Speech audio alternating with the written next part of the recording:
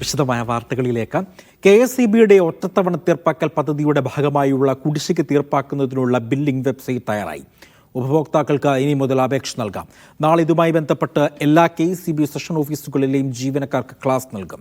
പദ്ധതി പ്രഖ്യാപിച്ച ഒരു മാസമായിട്ടും വെബ്സൈറ്റ് തയ്യാറാവാത്തത് മീഡിയ വൺ റിപ്പോർട്ട് ചെയ്തിരുന്നു.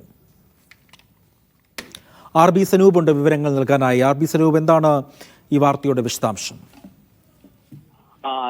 കുടിശ്ശിക തീർപ്പാക്കുന്നതിന് വേണ്ടി ഉപഭോക്താക്കൾക്ക് കിട്ടിയ വലിയൊരു പദ്ധതിയായിരുന്നു KSEBയുടെ ഒറ്റത്തവണ തീർപ്പാക്കൽ പദ്ധതി.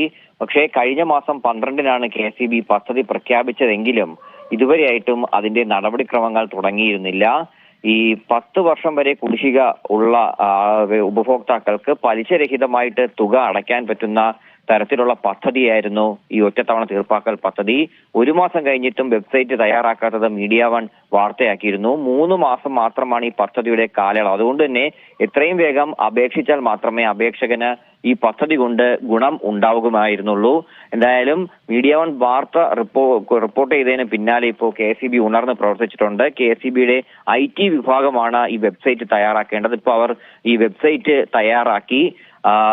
നാളെ മുതൽ തന്നെ അപേക്ഷകന് അപേക്ഷ നൽകി ഏത് സ്കീമാണോ തിരഞ്ഞെടുക്കേണ്ടത് ആ സ്കീം തിരഞ്ഞെടുത്ത് പണം അടയ്ക്കാനുള്ള സൗകര്യം ഉണ്ടാവും. ഇതുമായി ബന്ധപ്പെട്ട് ക്ലാസ് നാളെ KSEBയിലെ സംസ്ഥാനത്തൊട്ടാകെയുള്ള 776 സെക്ഷൻ ഓഫീസുകളിലെ ജീവനക്കാർക്കും ക്ലാസ് നൽകുമെന്നും KSEB അറിയിച്ചിട്ടുണ്ട്. ശരി, RB സനൂപാണ് വിവരങ്ങൾ നൽകിയത്.